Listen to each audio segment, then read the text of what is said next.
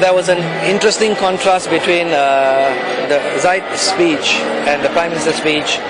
Zaid's speech, I think, created more hope, which unfortunately the Prime Minister didn't seem to deliver or live up to.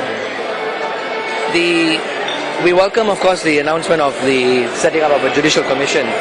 It means that the Prime Minister has now taken the position that we've been arguing for a number of years now, that there should be a different system of appointing judges, and we're glad the government is now open to it.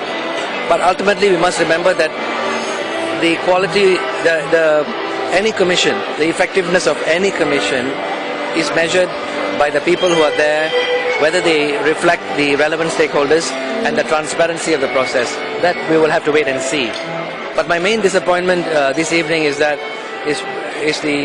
fact that the Prime Minister talked about dealing with judicial reform, but failed to address two critical areas of judicial reform. One is the amendment to Article 121.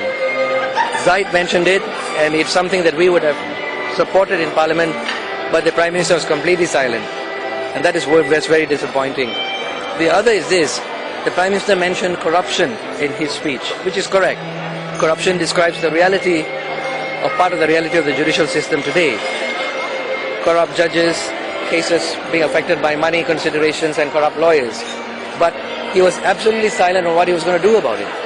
And this is disappointing, because any serious attempt to deal with judicial reform in this country must have some proposals in relation to existing corruption.